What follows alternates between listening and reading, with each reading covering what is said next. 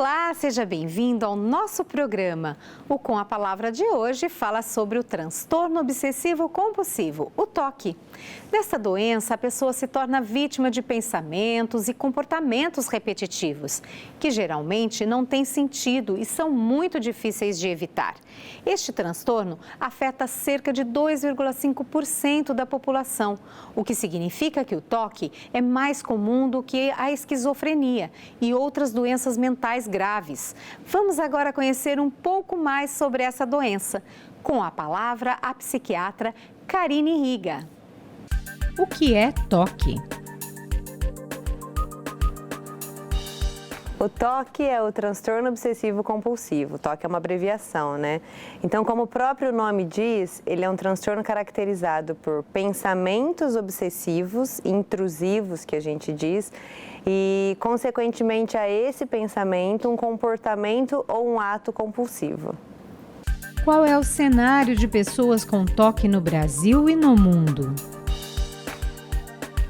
A prevalência do TOC na população geral é de 2%. Ela é encontrada em todas as culturas, raças e etnias. E a prevalência entre homens e mulheres ela é igual. A única diferença é que na população masculina começa um pouco mais cedo, por volta dos 5 a 15 anos de idade, e nas mulheres em torno de 20 a 29 anos. O que geralmente pode levar uma pessoa a desenvolver o TOC?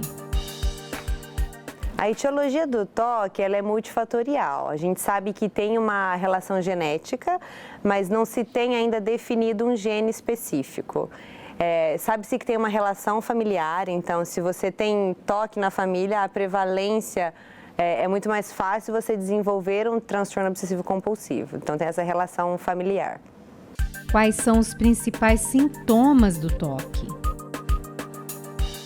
Como o nome diz, os sintomas são pensamentos obsessivos, a gente chama de intrusivos, porque eles vêm à mente da pessoa independente da vontade dela e fora do controle. E associado a esse pensamento tem um comportamento, um ritual, um ato compulsivo, geralmente para aliviar esse pensamento. E aí tem diversos temas de pensamentos e de atos. Como é feito o diagnóstico do TOC? O diagnóstico do TOC é clínico, né? Preferencialmente feito por um profissional da saúde mental. E a gente avalia 3 critérios principais. A gente tem que ver o tempo, qual que é a duração que esses pensamentos e esses atos compulsivos permanecem na pessoa durante o dia. Se esses rituais, se esses pensamentos geram sofrimento e o quanto que isso interfere na vida da pessoa. Como o TOC pode afetar a vida das pessoas nas áreas familiar, social, acadêmica e profissional? O TOC ele afeta muito a vida das pessoas, né, em todos esses termos.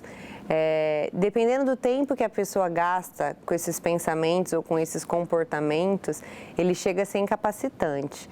Então, tem pessoas, por exemplo, que têm o TOC de limpeza, né, o ritual de limpeza. Então, ela fica com esse medo de contaminação, ela passa muitas horas do dia se limpando, lavando as mãos, tomando banho. E chega ao ponto da pessoa, às vezes, se atrasar para ir trabalhar por conta do TOC. Ou pessoas que têm TOC, por exemplo, de alinhamento. Então, já tive paciente que ele tinha que, se ele seguisse um determinado caminho, ele tinha que voltar por aquele determinado caminho, senão algo de ruim poderia acontecer com ele. Então, chegou ao ponto dele ele fez um caminho andando pela rua e atravessou no mesmo lugar da rua, ele tinha que voltar pelo mesmo lugar. Então, se na volta tivesse um carro estacionado, ou ele tinha que passar por cima do carro, ou ele tinha que esperar o carro sair dali. E ele ficava ali parado porque vinha um pensamento intrusivo que se ele não fizesse o mesmo caminho, algo de ruim poderia acontecer. Então, isso varia muito de acordo com o tema do TOC, né? Mas a intensidade, a gravidade, o tempo que a pessoa perde com esse pensamento e com esse comportamento pode gerar incapacidade ou pode ser imperceptível. Dependendo do TOC, por exemplo, se é de cunho religioso, a pessoa tem um pensamento de que ela faz alguma coisa, as pessoas podem olhar para ela, entender ela de alguma maneira, um pensamento de cunho pecaminoso às vezes. Então a pessoa pensa que ela tem que fazer um ritual e aí esse ritual não precisa ser necessariamente um comportamento, um ato, pode ser um ritual mental. Se vem o pensamento intrusivo obsessivo, o ato pode ser, por exemplo, ela tem que rezar mentalmente várias vezes. E aí isso é com ela, isso não é aparente ao outro. Então isso muitas vezes dificulta dos outros, os familiares, até perceberem que a pessoa tem um toque. Porque se é um toque que é um comportamento, as pessoas da família mais próximas vão perceber, né? Nossa, lava demais a mão, nossa, não sai do banho, nossa, tem mania, obsessão por organização. Se aquilo foge da linha ali, a pessoa se sente mal com isso. Então, ele pode ser extremamente impactante na vida da pessoa e incapacitante. O que é a compulsão e como ela pode se tornar toque? Então, a compulsão é esse ato, dentro do toque, essa compulsão é esse ato visando aliviar o pensamento obsessivo, o pensamento intrusivo. Então, quando a pessoa fala, eu tenho compulsão por lavar as mãos, é um ato compulsivo e a pessoa precisa fazer para conseguir aliviar aquele pensamento. Um outro exemplo, a pessoa tem compulsão de deixar os sapatos alinhados. É um outro caso de uma paciente minha. Então, ela tinha que sair, ela saía da cama, ela olhava, os chinelos tinham que estar alinhados. Se ele não tivesse alinhado, a sensação era que alguma coisa negativa ia acontecer. E ela falava bem assim, mas estava um assim e o outro do contrário. Então, aquilo vinha na minha mente que estava negativo, estava torto, então ia dar ré, ia dar tudo errado e ela já entrava nesse pensamento. E aí ela saía do quarto, ela alinhava o chinelo, ela saía do quarto, ela olhava. Se a escova de dente tivesse de um jeito assim, vinha um pensamento intrusivo de que algo ruim ia acontecer. Então eram várias associações e aí ela tinha essas compulsões de já sair alinhando, né? Então a compulsão no transtorno obsessivo compulsivo é esse comportamento sem pensar. E a gente fala compulsão por quê? Porque a pessoa já acaba fazendo automaticamente. Porque ela já olha, já bate aquele pensamento, ela já faz no sentido de aliviar o pensamento. Então fica um ato compulsivo. O que é a obsessão e como ela pode se tornar toque? Então, a obsessão, no caso do toque, é o pensamento obsessivo, né? A obsessão é um pensamento intrusivo, repetitivo naquele tema. Então, a pessoa fica obcecada naquilo. Aquele pensamento vem, ela não consegue tirar aquilo do pensamento. No toque, esse pensamento é associado a esse comportamento ou esse ato compulsivo que visa aliviar essa obsessão, esse pensamento obsessivo. E aí, o pensamento obsessivo pode ser de várias maneiras. Tem gente, por exemplo, que tem um pensamento de agressão. Então, fica pensando o tempo inteiro, eu vou agredir o meu filho, vou fazer isso, fazer aquilo. E aquele pensamento vem com imagens da pessoa, por exemplo, agredindo, e aí ela tem que fazer alguma coisa para compensar aquilo e aquele pensamento fugir. São exemplos, né, que eu estou dando aqui de como pode ser, mas ele pode ser de várias maneiras. Então, a pessoa às vezes tem pensamento... quando tem algum pensamento obsessivo de cunho sexual, por exemplo. Então, a pessoa fica pensando alguma fantasia, alguma coisa negativa, e ela não deveria, pela ética dela, pela religião, e aquele pensamento vem, ela fica obcecada naquilo, o pensamento vem, ela não consegue controlar, e aí, às vezes, tem que se aliviar de alguma maneira, né? Então, vamos dar um outro exemplo aqui. Um paciente, ele tinha um pensamento obsessivo com sexo, e ele pensava nisso o tempo inteiro. Ele estava trabalhando, vinha aquele pensamento de alguma imagem e ele ficava extremamente obcecado naquilo e ele tinha que fazer alguma coisa para aliviar para aquele pensamento sumir. Então, essas obsessões são de várias formas, né? Como os mais clássicos, que são de limpeza e religioso, de agressão e por aí vai. Quais complicações físicas o toque pode trazer? Bom, aí depende muito do tipo do toque. Então, eu acho que o exemplo clássico seria do toque de limpeza, que a pessoa acaba se limpando demais e aí a gente está nesse tempo de pandemia, né? Então vamos falar, já que nós estamos em tempos de Covid, muita gente talvez aguçou aí os seus toques, né? Principalmente com relação à limpeza, porque começou a ser uma orientação pra gente. Gente, lava a mão, não esquece de lavar a mão, não esquece de passar o álcool, né? Chega de casa, tira a roupa, toma banho. E aí uma pessoa que já tem um toque de limpeza acaba exacerbando isso, né? Além do limite.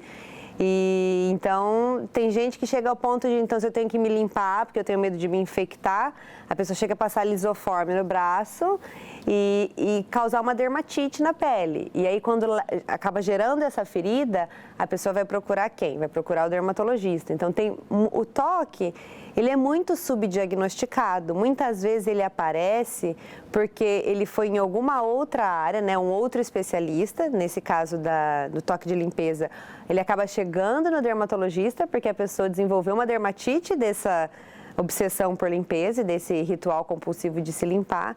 E aí no dermatologista, se durante a entrevista ali da conversa ele perceber alguma coisa, ele pode acabar encaminhando. Mas geralmente, quando tem algum dano físico assim, é mais relacionado à limpeza. Ainda existe preconceito e vergonha para o diagnóstico do toque? Existe muito preconceito, eu acho que não só com o toque, né? Com todos os transtornos mentais aí. É diferente quando alguém se afasta do trabalho por um problema qualquer outro de saúde, quando alguém se afasta por um problema mental. Isso gera, né, piada, comentário no trabalho, na família, aquela velha história do fulano está tomando um Gardenal, sendo que, né, nem tudo é Gardenal. Fulano está tomando um remedinho tarja preta. Então, eu acho que o estigma da saúde mental não é nem só com as outras pessoas, talvez o preconceito externo, mas até o próprio paciente, a própria pessoa, às vezes, que está passando por isso, ela tem medo de procurar um psiquiatra e de sair de lá talvez taxada como louca na cabeça dela, né? Porque ainda existe essa ideia de que quem vai ao psiquiatra, quem procura um psiquiatra é louco e ninguém quer ser taxado de louco. Então o psiquiatra geralmente ele é o último a ser procurado. E aí a gente tem esse atraso aí e essa subdiagnóstico dos transtornos mentais e do toque principalmente. Como é possível diferenciar manias comuns do toque? Vamos lá, como é que a mania ela deixa de ser mania e vira um toque? Então a gente tem que usar o critério diagnóstico, que é o quê? O quanto que essa mania, no caso, ela ocupa o tempo da pessoa nisso. Então se a pessoa fica naquele ritual, né? Aí estamos falando de mania. Quanto tempo a pessoa leva com essa mania durante o dia? Ela passa de 1 hora nessa mania? A gente já fica mais atento a isso. O quanto que isso gera sofrimento na pessoa? Então, ela tem uma mania de fazer alguma coisa, mas essa mania te gera um sofrimento? Se não gera um sofrimento, talvez é só uma mania, né? E o quanto que isso impacta na vida. Então, se a pessoa tem uma mania ali, eu gosto de manter minha mesa organizada, alinhada, tudo limpinho, quando alguma coisa sai ali, me incomoda um pouco, mas tudo bem, isso não atrapalha a minha rotina, sigo minha vida normal, não gera um sofrimento se alguém chegar ali e desalinhar a caneta da mesa, tudo bem, entendeu? Eu não perco horas, eu não perco de fazer o meu trabalho, eu não deixo de fazer porque eu tô aqui na mesa alinhando tudo como deveria ser, tô dando um exemplo, né? Então, a gente tem que pesar muito bem o quanto que isso impacta na vida. A gente tem que sempre ver esses 3 critérios. O tempo que a pessoa leva nisso, se isso gera sofrimento e o quanto que isso impacta na vida da pessoa. Quais são os principais tratamentos para o toque? Bom, tratamento principal para o toque, geralmente a gente associa o quê? Psicoterapia e medicação, tá? A psicoterapia que a gente tem mais resultado, geralmente a terapia cognitivo-comportamental. Existem outras, mas talvez é mais difícil da gente mensurar o quanto que isso foi favorável, positivo, resultado. Então, do que a gente tem de estudos hoje, o TCC, a terapia cognitivo-comportamental, é a mais indicada. E as medicações, tá? Geralmente, na psiquiatria, a gente usa bastante os antidepressivos para isso, né? Que eu até falo que o nome antidepressivo talvez não deveria ser antidepressivo, porque as pessoas podem associar, então antidepressivo trata depressão, mas não, antidepressivo trata uma série de transtornos mentais. E aí, assim, para casos mais graves e casos refratários, a gente diz, existem até algumas neurocirurgias. Mas é muito criterioso você considerar que a pessoa realmente não conseguiu melhorar com uma série de opções terapêuticas, de associações medicamentosas, associação de terapia com medicação. Mas geralmente o mais comum, assim, do que a gente vê de tratamento é manter associado uma terapia cognitivo-comportamental e uma opção medicamentosa. E dentro da terapia é muito importante a gente envolver a família, porque a família acaba entrando nesse ritual. Então, vou dar um exemplo para vocês. Alguém que tem um toque de limpeza. E aí a pessoa, ninguém pode entrar em casa com sapato. Se bem que hoje, com a situação de pandemia, isso virou o nosso novo normal, né? Mas isso era uma situação em que, assim, o paciente, ele mobilizava toda a família diante do toque dele. Então, todo mundo já se habituava e já se condicionava àquilo. Já chega, deixa o sapato para evitar que o fulano, né, fique desconfortável diante dele. Então, e isso é muito comum. A família vai se habituando. O fulano funciona assim, então vamos fazer. E acaba, às vezes, reforçando o toque da pessoa. Então, é importante a família participar também, estar envolvida para entender, né, como é que é o funcionamento dentro de casa, para não reforçar ainda mais isso. E quando a gente fala de infância, porque eu falei aqui que nos homens, principalmente, isso pode começar lá com 5 anos de idade. Aí o diagnóstico ele é um pouco mais difícil, porque as obsessões não são tão claras assim dentro da cabeça da criança, ela não sabe dizer, aí vem um pensamento que me foge o controle. A criança não consegue falar isso assim, né? Então a criança vai falar, não sei, vem porque eu faço isso porque eu tenho que fazer, ela não consegue explicar muito bem. Então o diagnóstico é um pouco mais difícil e na infância a gente prefere começar com a terapia. A gente começa com terapia, observa como é que ela evolui e só num segundo momento a gente pensa em medicação. É possível prevenir o toque?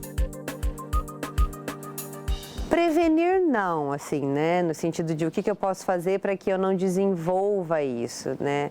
Talvez você sabendo que na família, por exemplo, como tem essa grande relação familiar, se você já sabe que tem alguém na família com toque, você já tem algumas manias, talvez você pode ficar um pouco mais atento a isso e mais esperto, né, com os primeiros sintomas. E eu acho que o mais importante é o diagnóstico e a intervenção precoce, né? E é muito difícil, na verdade, porque já tem preconceito, já é difícil as pessoas procurarem espontaneamente, né?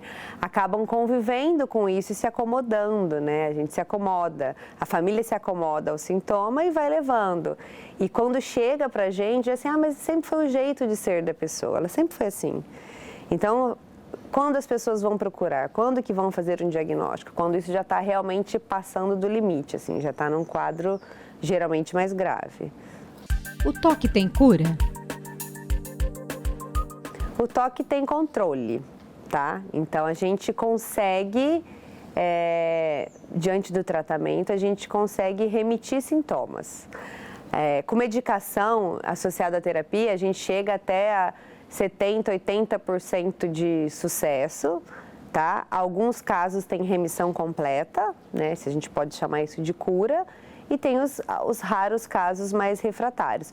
Mas o curso da doença tende a ser mais crônico e ele pode ser flutuante também. Então, às vezes, a pessoa tem um toque lá atrás na infância, não foi bem tratado, mudou a fase da vida, tal, parece que aquilo sumiu e depois ele volta diferente de uma outra maneira. Então, às vezes você pega um adulto e você vai investigar o histórico lá atrás, você vê que, mas lá atrás, quando era criança, tinha alguma coisa assim diferente relacionada a outra coisa. Mas agora o toque é de outro conteúdo. Então, isso pode ser flutuante também no decorrer da vida. O Com a Palavra fica por aqui. Acompanhe o programa no nosso canal do YouTube. Obrigada pela companhia. Até a próxima!